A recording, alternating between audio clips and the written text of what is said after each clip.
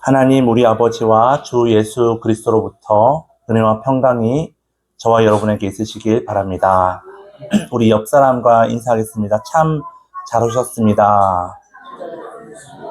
한 번 더 인사하실 때 모든 것이 은혜입니다. 인사할까요? 모든 것이 은혜입니다. 아멘. 제가 이렇게 강대상에서 딱 이렇게 기도하면서 이제 우리 권정화 권사님 대표 기도하시는 것도 듣고 또 찬양대 찬양하는 소리를 들으면서 위로와 또 은혜를 참 많이 받는 것 같습니다. 그 어떤 느낌이 들었냐면요. 하나님 나라가 그 마태복음 비유해 보면 하나님 나라는 밭에 감추인 보화와 같다라고 했잖아요. 이곳에 이 성산중앙교회 이곳에 하나님께서 보물들을 숨겨 놓으시는데 그 보화를 숨겨 놓으시는데 그 보화를 열심히 찾으면 이제 발견할 수 있는 거죠. 이 교회에서 이 예배 시간을 통해서 우리가 그 보화를 발견했으면 좋겠습니다. 그 보화는 바로 예수 그리스도이죠. 예수님을 발견하는 것입니다. 세례 요한도 이 예수님을 주목하며 보면서 예수님이 누구신지를 깨닫게 되었죠. 우리도 잘 안다고 생각하는 것이 아니라 매번 찾아오시고 또 만나주시는 그 예수님을 매주일마다 예배를 통하여 새롭게 만나는 그런 귀한 시간 되었으면 좋겠습니다. 하나님으로부터 보내심을 받은 하나님의 사람 세례 요한은 이 땅에 살면서 분명한 목적을 가지고 살았습니다. 자신의 어떤 성공을 위해서, 자신의 어떤 만족을 위해서 사는 것이 아니라 자기 자신보다는 늘 그의 중심에는 예수 그리스도가 있었습니다. 사람들이 이 세례 요한을 주목하고 또 세례 요한을 메시아처럼 따르고 있을 때에도 그는 자기 자신을 높이지 않고 사람들이 오해하지 않도록 자신을 오히려 낮추면서 단호하게 나는 그리스도가 아니라고, 나는 빛이 아니고 빛을 증언하는 사람이다라고 늘 자신을 잘 알고 예수 그리스도를 사람들이 바라보도록 그렇게 주목하도록 인도했던 사람입니다. 사람들이 끈질기게 질문을 해도 요동하지 않고 한결같이 자기를 부인하고 그리스도를 높였던 그 세례 요한, 그의 사명은 바로 예수 그리스도를 증언하는 삶을 사는 것이었습니다. 그래서 사람들이 그 세례 요한의 증언을 듣고 예수님을 바라보고 예수님께 나아오고 예수님을 믿게 하는 것이 그의 사명이었던 거죠. 사람들 앞에서 세례 요한이 이렇게 증언합니다. 29절에 보시면 보라 세상 죄를 지고 가는 하나님의 어린 양이로다. 요한이 저 예수님이 자기에게 다가온 걸 보면서 보라 세상 죄를 지고 가는 하나님의 어린 양이다 라고 증언을 하고 있습니다. 증언, 그 성경에서 증인이라는 이 말은 헬라어로 마르튀스, 발음이 좀 어렵습니다. 마르튀스라는 단어인데요. 이 단어는 단순히 내가 알고 있는 거, 내가 보고 들은 것을 단순히 지식을 전하는 그런 사람이 아니라 내가 보고 들은 것을 목숨을 걸고 전하는 사람이 바로 이 마르튀스입니다. 즉 사실만을 증언하는 것이 아니라 자신의 목숨을 걸고 증언하는 순교자를 뜻하는 것입니다. 증인, 또 순교자 이런 뜻을 가지고 있는데요. 따라서 이 세례 요한이 자신의 목숨을 걸고 저 예수님은 세상 죄를 지고 가는 하나님의 어린 양이다 라고 선포했을 때 그 말은 그냥 쉽게 그냥 한 귀로 듣고 흘려버리는 그런 말이 아니라 아주 깊은 뜻이 담겨져 있는 그런 메시지였던 거죠. 왜냐하면 내 목숨과도 바꿀 수 있는 그런 말이었기 때문입니다. 오늘날도 예수님의 이름을 믿고 또 예수님의 복음을 증언할 때, 복음을 전할 때에 때로는 이 목숨까지는 아니지만 많은 고난과 핍박을 당할 때가 있습니다. 예를 들면 안 믿는 집안에서는 교회 나가는 것도 눈치가 보일 수 있고 또 예배 드리는 것도 조심스러울 수 있습니다.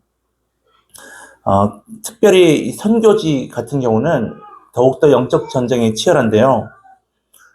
제가 지난번에 우리 교회도 왔던 그 인도 선교사님 얼마 전에 통화를 했었는데 요즘 어떻게 지내는지 물어보니까 요즘 좀 상황이 복음의 문이 점점 닫히고 있다는 이야기를 하였습니다. 좀 어렵다는 이야기를 합니다. 어떤 이야기냐면 2018년에 그 인도 전체가 아니라 북인도 쪽에 이제 해당되는 말인데요.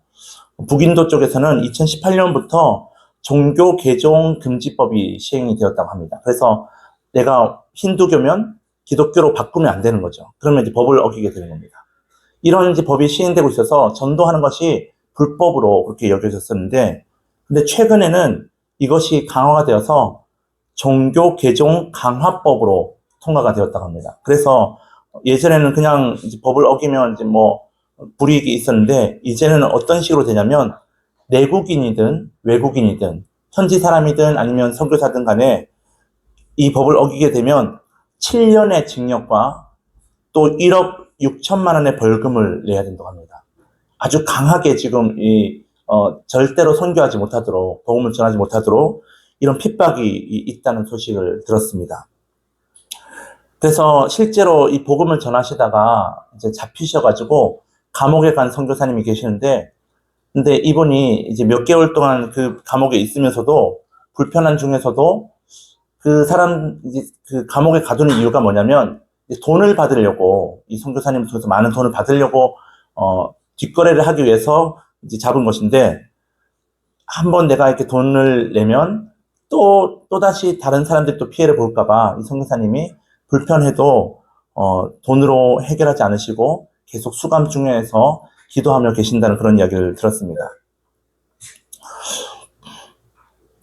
이러한 선교사님들은 하나님께서 행하시는 그 일들을 목격한 마르투스, 증인이었죠. 증인이기에 하나님께서 행하시는 그 일들을 보았기 때문에 그 고통과 그 아픔과 또 그 고난과 핍박을 당하면서도 복음을 전하는 것을 포기하지 않는 것입니다. 왜냐하면 이 복음을 전하는 사명을 하나님께서 나에게 맡겨주셨기 때문이죠. 나의 사명으로 알고 묵묵히 감당하고 있는 것입니다. 오늘 우리가 세례 요한처럼 목숨을 걸고 고난과 희생을 감수하면서 고백해야 하고 또 전해야 하는, 증언해야 하는 그 메시지는 바로 세상 죄를 지고 가는 하나님의 어린 양, 예수 그리스도를 우리가 증언하는 것입니다. 복음을 전할 때에 핍박이 있을 수 있고 또 어려움을 당할 수도 있고 불이익이 올 수도 있지만, 그러나 우리가 그것을 감수하고 전해야 하는 복음인 것이죠. 세례 요한이 목숨을 걸고 증언한 하나님의 어린 양, 이 예수님은 어떤 분이실까요? 하나님의 어린 양에 여러 가지 많은 뜻이 담겨져 있는데 세 가지로 제가 말씀을 드리려고 합니다. 예수님의 그 세 가지 사역과도 관련이 있습니다. 첫 번째는 예수님은 세상 죄를 지고 가시는 죽임 당하신 어린 양입니다. 29절 말씀 우리 같이 한번 읽어보겠습니다. 시작. 이튿날 요한이 예수께서 자기에게 나와심을 보고 이르되 보라 세상 죄를 지고 가는 하나님의 어린 양이로다. 어린 양은 유순하죠. 그리고 온화하고 흠이 없는 작은 짐승입니다. 이 어린 양이 되게 연약해 보이고 보잘것없어 보이는 이 어린 양이 중요한지를 알려면 성경에서 이 어린 양이 어떻게 언급되고 있는지를 살펴볼 필요가 있습니다. 출애굽기 12장에 보면 출애굽하기 전에 유월절 사건이 있죠.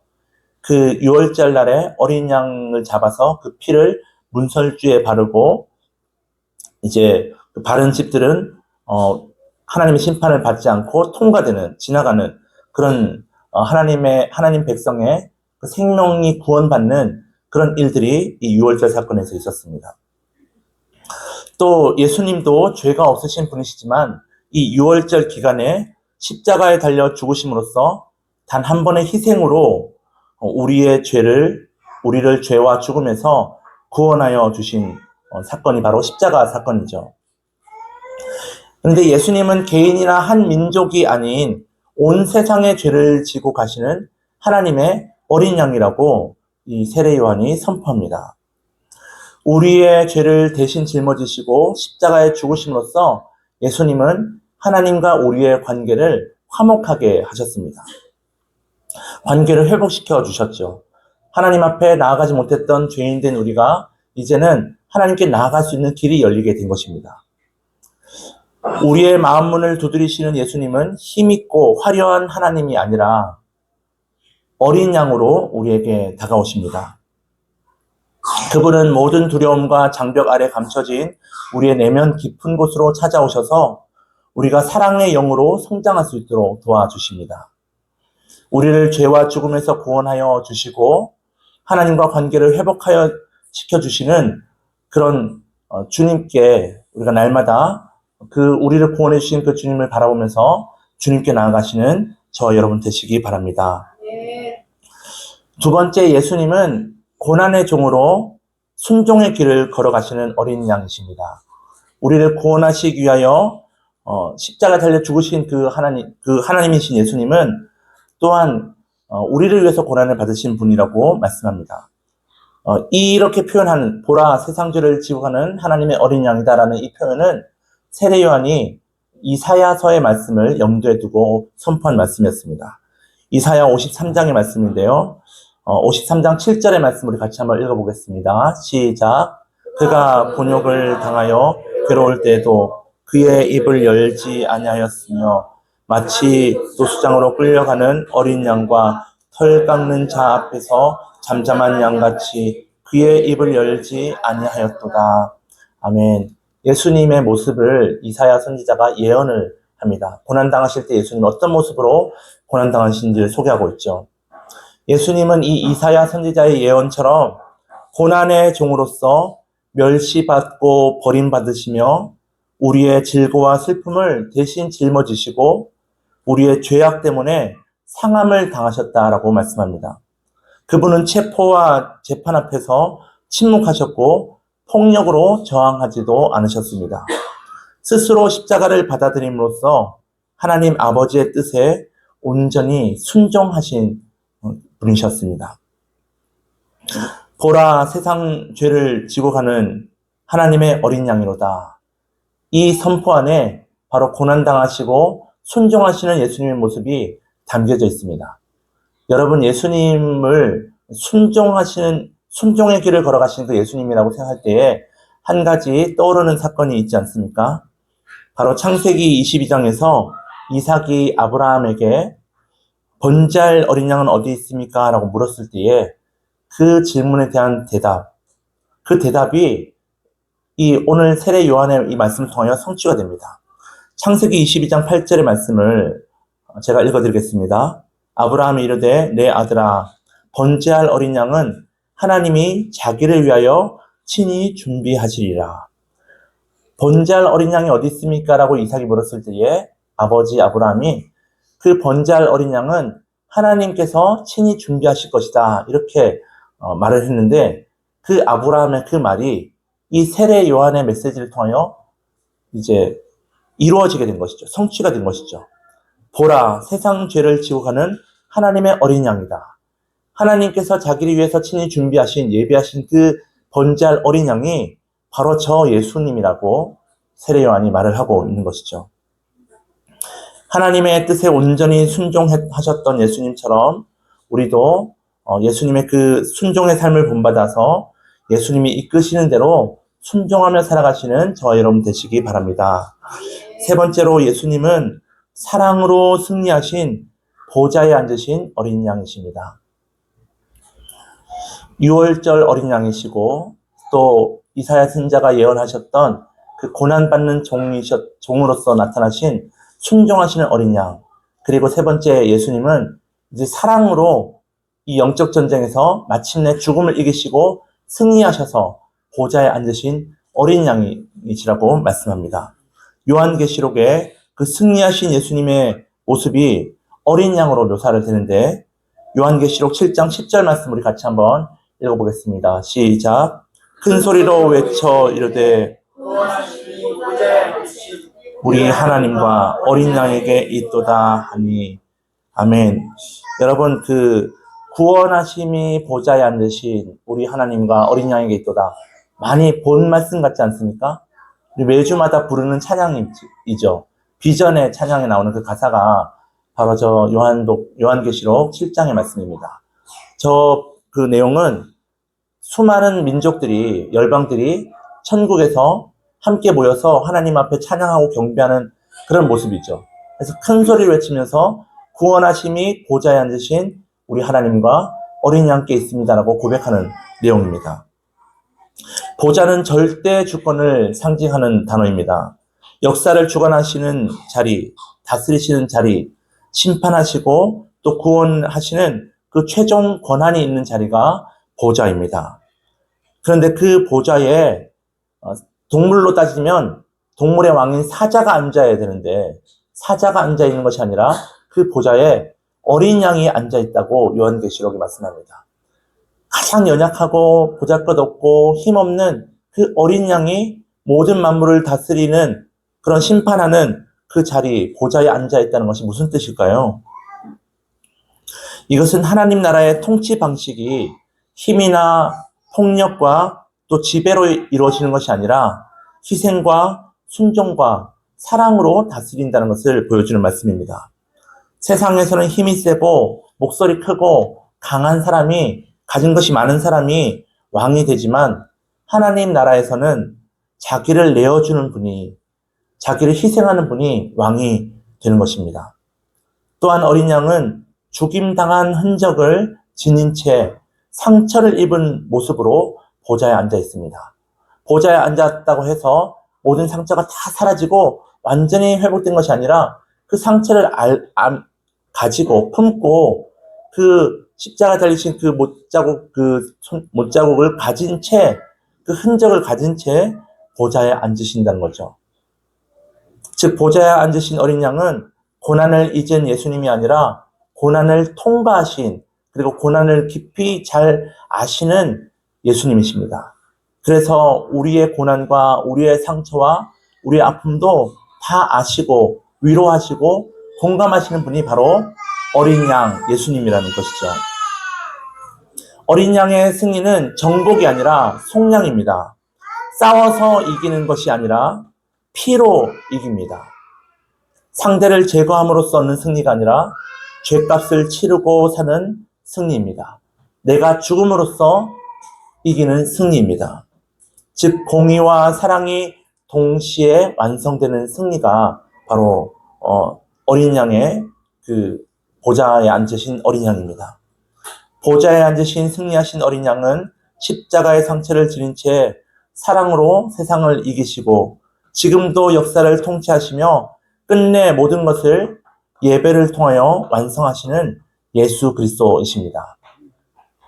이와 같이 하나님의 어린 양 예수님은 온 세상 죄를 지고 가시는 죽임을 당하신 어린 양이시고 또 고난의 종으로서 순종의 길을 끝까지 걸어가시는 어린 양이시며 사랑으로 모든 그 전쟁에서 승리하신 그리고 마침내 보좌에 앉으셔서 우리를 다스리시는 어린 양이십니다.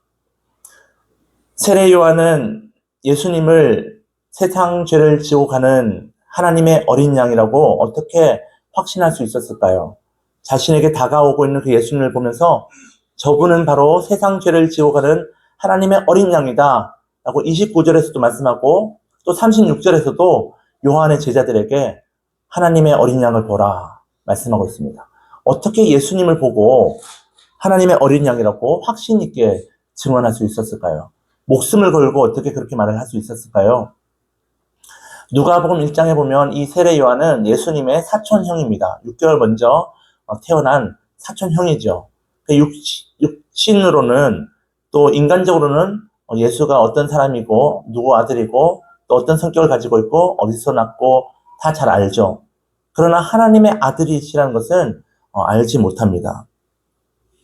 그래서 31절과 33절에 보면 세례 요한이 예수님에 대해서 나도 그를 알지 못하였으나 라고 두 번이나 예수님에 대해서 내가 이전에는 그를 알지 못했다라고 말을 합니다.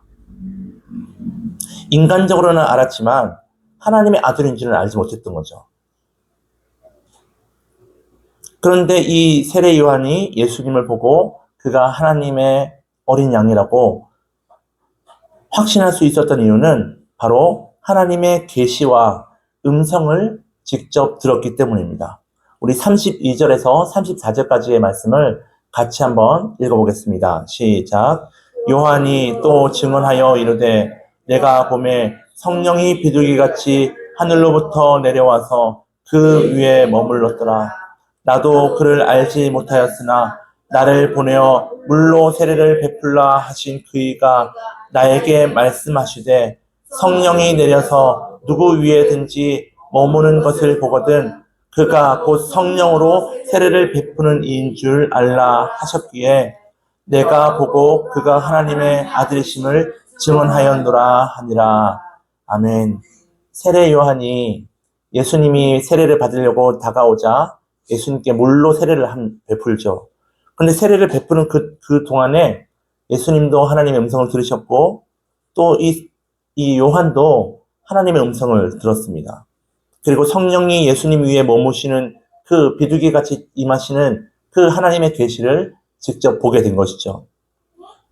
이 성령의 계시를 통해서만 예수님이 하나님께서 선택하시고 하나님께서 사랑하시는 하나님의 아들이시라는 것을 온 세상 죄를 지고 가시는 하나님의 어린 양임을 확신하고 증언할 수 있었습니다.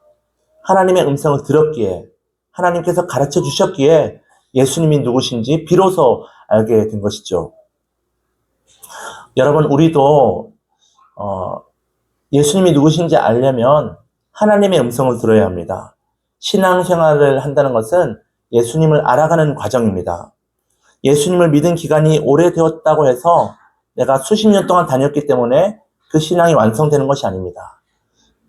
많이 예배드리고 많이 기도하고 열심히 성경을 읽어도 내가 예수님을 알지 못한다면 예수님과 대화하지 못하고 예수님을 바라보지 못하고 의지하지 못한다면 그러면 신앙생활을 한 것이 아니라 종교생활을 한 것이라고 할 수 있죠. 예수님을 알아가는 것이 신앙의 목적입니다. 근데 어떻게 알 수 있느냐? 내가 열심히 예배드리고 열심히 성경 읽는다고 해서 예수님을 아는 것이 아니라는 겁니다. 바로 이 세례 요한처럼 하나님께서 우리에게 계시해 주실 때에 하나님께서 우리에게 말씀하실 때에 예수님이 누구신 줄 알 수 있다는 거죠.